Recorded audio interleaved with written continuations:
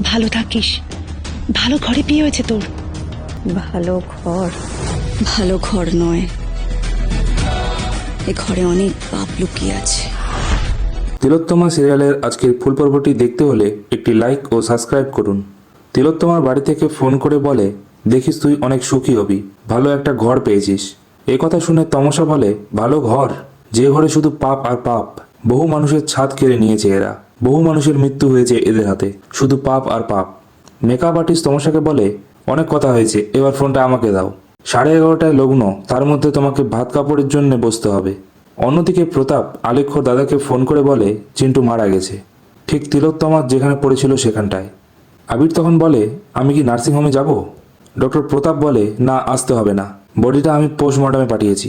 আবির তখন প্রতাপকে বলে, আদিনাথকে আপনি তো জানেন, উনি ফেসে গেলে আপনার কি হবে বুঝতে পারছেন?